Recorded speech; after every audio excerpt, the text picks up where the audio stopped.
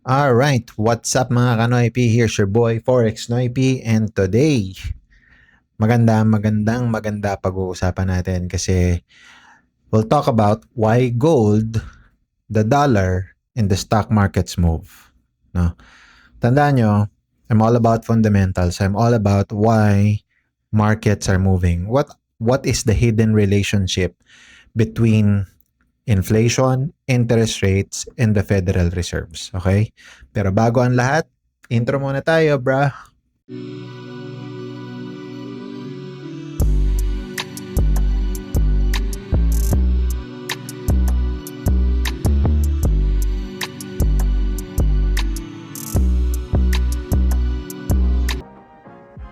Alright, mga ka-Noipy, welcome back to my channel. Mga ka-Noipy, eto tanong ha. Have you ever noticed something strange? Minsan nagdududa na tayo, no? Minsan, pag lumabas ang CPI report, biglang bumabagsak ang gold. So ngayon, iisipin natin, kada may report, ang pagbagsak ng gold relative to CPI. Minsan naman, parehas magandang economic data, pero babagsak naman ang S&P 500, stock market, no? Minsan, kahit wala namang gera o crisis, lumalakas naman ng sobra ang US dollar o kaya ang gold, diba? Bakit kaya? Yan ang magandang katanungan. Kasi most retail traders, they think markets move because of candles. Wrong. Institutions know markets move because of money. It's money flow, brother. It's money flow. And the biggest force controlling money right now is the relationship between inflation, interest rates, and the Federal Reserve. Okay? So today, I will show you the same framework used by hedge funds, banks, and institutional traders. So kung ako sa inyo, I will get my notebook, I will write things down because this is really informational. By the end of this video, may intindihan mo why gold moves, why the Nasdaq crashes, why the dollar rallies, and most importantly, how to position yourself before the market reacts. Okay? So, number 1. Ano ang story behind every market move? Okay? Ngayon, para mas ma-explain ko to, no? Let's imagine the US economy as a giant car. Okay? Tapos, yung consumers, like ourselves, we're the engine. Okay? Tapos, the business, yan yung cambio or yung transmission. Okay? And then, money is fuel. And the driver is the Federal Reserve. Okay? So, yung parang Bangko Sentral ng US. Okay? Now, imagine inflation suddenly rises. Food gets expensive, rent gets expensive, and gas prices gets expensive. Now, people, they will begin to complain. Ang economy nag-overheat na. And the Federal Reserves, nakikita nila to. Nakikita nila chairman to. Sasabihin nila, we need to slow this down. Okay? So talagang sila nga yung driver, diba? So paano nila gagawin yon? They don't control prices directly. Instead, they control the cost of money. Yung halaga ng pera. Okay? And that cost is called interest rates. Okay? Pera na nga, pinipresyon nyo pa, no? That's the way it works. It's called interest rates. Okay? Ngayon, pag-usapan naman natin, why the Feds, the Federal Reserve, why do they fear inflation? Okay? Hindi dahil tao lang din sila at ayaw nilang tumataas yung bilihin. Swelduhan lang din naman yung mga yan eh. Diba? Not because of that. Many people think that inflation is always bad, but that's not always true. A little inflation is healthy, obviously. And the Federal Reserves actually want around 2% inflation only. Bakit? Because a growing economy naturally creates inflation. Natural yan mga kanoypi, talagang ganun. Okay? Hindi natin yun mapipigilan kasi dumadami ang population natin. Tumataas ang demand. Talagang nangyayari yan. But when inflation gets too high, the problem starts. People lose purchasing power. Okay? Mga kumpanya, they face rising cost. Diba? And then, yung mga trabahador, they demand higher salary. Domino effect yan. And the cycle becomes dangerous. Okay? So now let's look at history. Okay? Let's look at history at gagamitin natin tong DXY as a barometer. So pupunta tayo sa 2022 where inflation exploded above 9%. So 2022 so the market, this candle closed here and then went here. At this time, it even exploded up to a maximum of 20%. 2022 yan mga kanoypi. US inflation exploded 9%. Anong ginawa ng Federal Reserve? They responded aggressively. Interest rates went so high. It was raised at one of the fastest paces in modern history. Ano nangyari? What happened at the time? Gold became volatile. Look at gold at 2022. So volatility at its finest. You see that? You see how it paints a very true picture mga kanoypi. Itong candle na tong doji na to, that's 2022 That only means the price went up 13% and then it went down 11%, then went back in the middle as it closed the year. That's how volatile gold became. Okay?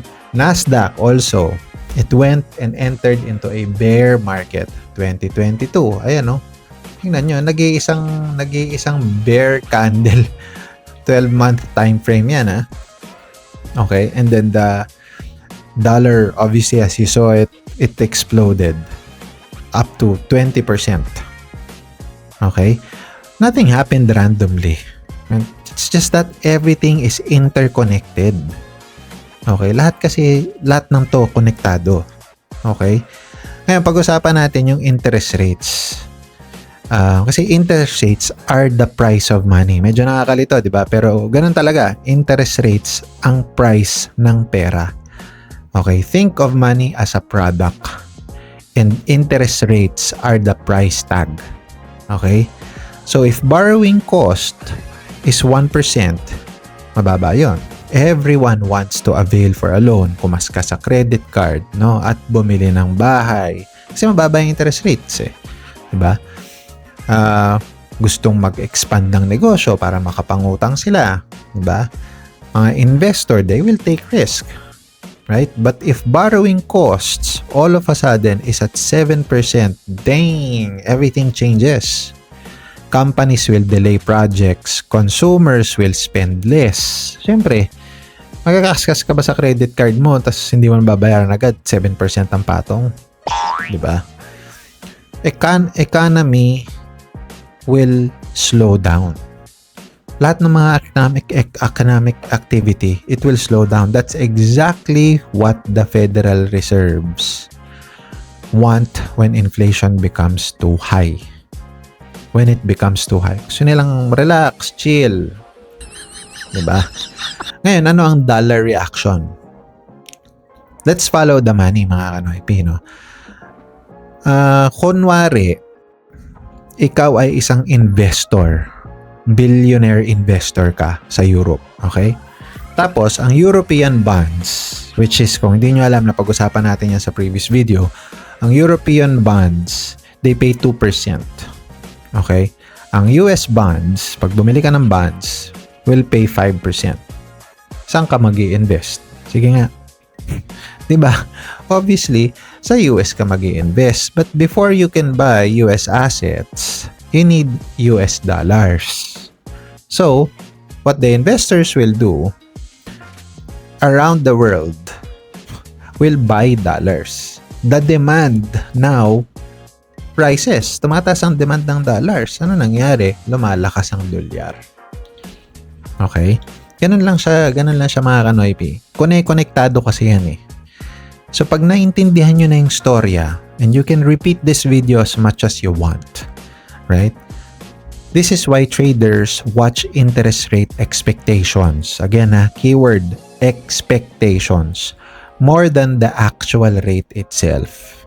Kaya, pag tinignan natin mga kanoypi, yung Forex Factory, sa darating na linggo, next week June 17, andyan, FOMC Economic Projections, FOMC Statement. Yan ang aabangan natin. Kasi dyan natin malalaman ano ba ang market expectations, ano ba yung forward-looking ng Federal Reserves, di ba?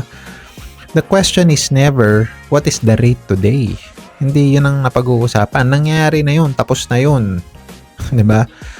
The question is, where will the rates be in the next 6 months?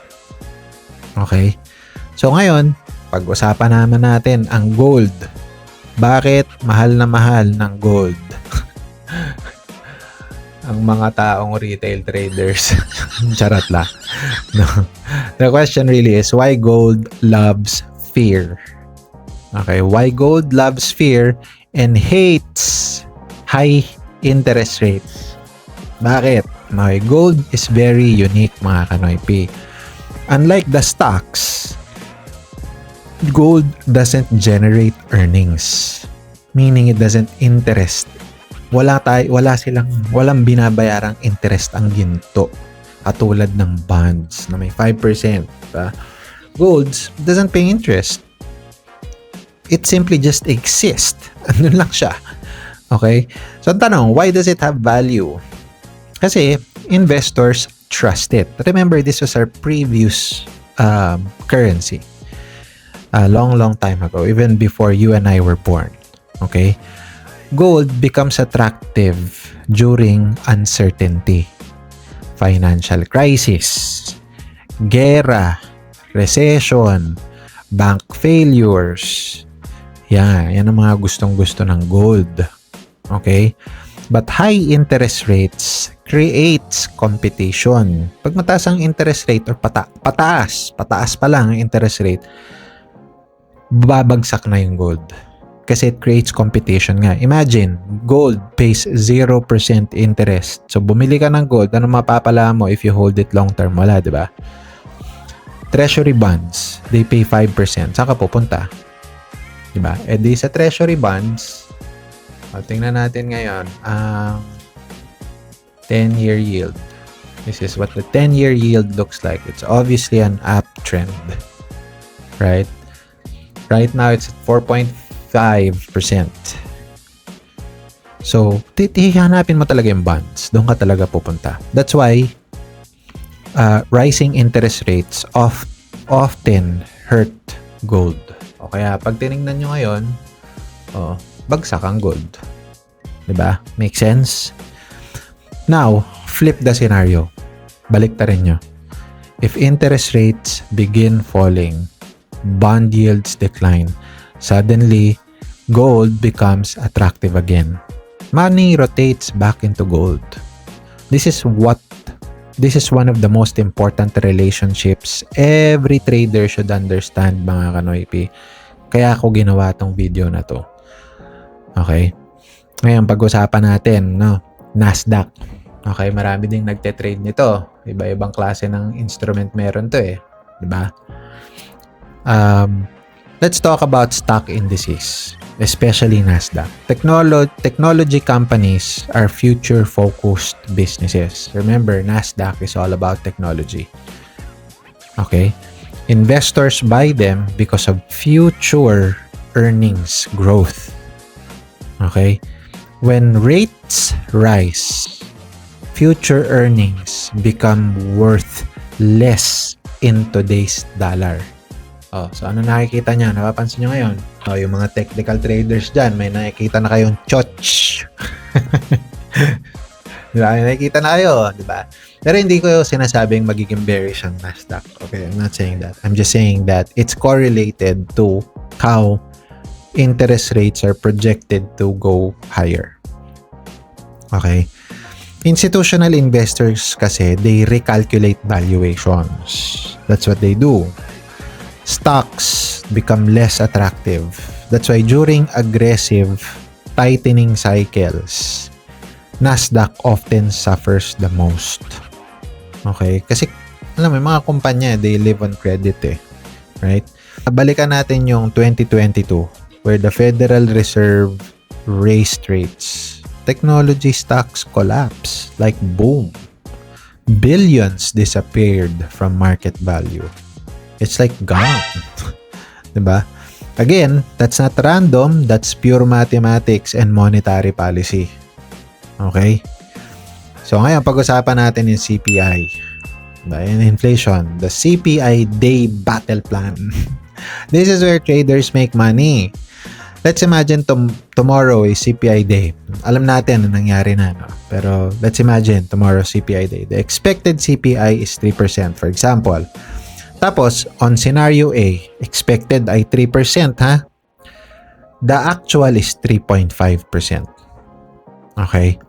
The market interpretation is inflation remains hot. The Federal Reserve may stay hawkish and interest rates may remain elevated. Anong nangyari? Dollar will rally, gold will fall, indices will weaken. That's exactly what happened yesterday. Diba? The interest rates were CPI that came out yesterday, if you see, 4.2. Previously, it was 3.8. So, alam na natin. That's what's gonna happen. There wasn't a surprise, which is good. That means the market analysts were on point on their predictions. But it's still an elevated inflation. Their goal is 2%. Dang, it's 4.2. What the hell? Diba? Scenario B, let's say 3% ang expected CPI pero hindi ganun ang lumabas, 2.5. The market interpretation niyan ay inflation is cooling. The Federal Reserves may cut rates sooner. The dollar weakens and the gold rallies, indices rallies. Okay? And I want you guys to notice something important. The market is reacting to future expectations, not the present. Okay? Pero disclaimer mga kanoypi, hindi palaging ganyan. It doesn't mean you see CPI go up and down. That's not always the case. Obviously, there will be more factors which I will make videos on in the next succeeding days. Okay? So, chill ka lang. Anong kailangan natin gawin as a retail trader? We have to think like an institution. Okay? If retail traders ask, lagi itong nangyayari sa akin, laging may ganitong tao, retail trader, magtatanong, will the gold go up? Angat na ba ang gold? Very retail trader. I understand I'm a retail trader myself, but I don't wanna act like one, right? Kasi I wanna be with the best and I want you to be with the best, right? Ang institutional traders, ganito ang tanong nila. Kung ang retail traders, ang tanong nila akit ba ang gold? Ang institutional traders, ganito ang tanong. What is the market expecting the Fed to do? Kung ang tanong ng retail trader ay, is CPI bullish? Ang tanong naman ng institutional traders ay, how does the CPI number change future interest expectation? Diba? Pansin nyo, this shift in thinking changes everything. It changes everything, bruh. Once you begin following expectations instead of headlines, you start seeing the market differently. Okay? So ngayon, sa pagtatapos nitong video na to mga kanoypi, remember this chain. Okay? If inflation rises, Federal Reserve becomes aggressive, and interest rates rises, the dollar strengthens. Okay? If gold struggles, stock indices face pressure. And the opposite. If inflation fails, Federal Reserve becomes dovish, interest rates fall, dollar weakens, and gold strengthens. So obviously, indices will rally. But then again, that chain or framework that I said is not always the case, okay? Pero mahalaga na alam natin that this would most likely happen. This is the fundamental matrix. This would most likely happen. Hahanap na lang tayo ng technical entries. Okay? If you now know this, okay? This single framework explains a massive percentage of market movement. So the next time you see CPI, PPI, FOMC, NFP, Federal Reserve speech, don't just watch the candles. Brother, ask yourself, how this change the market's expectations for future interest rates? Kasi that's where the smart money is focused. Okay? And when you learn to think like the smart money, you stop chasing the market and start understanding it. Ulitin ko stop chasing the market and start understanding it. Okay? So yan lang muna sa ngayon mga Kanoy P. I will see you guys on the next video. Trade safe. I'll see you soon.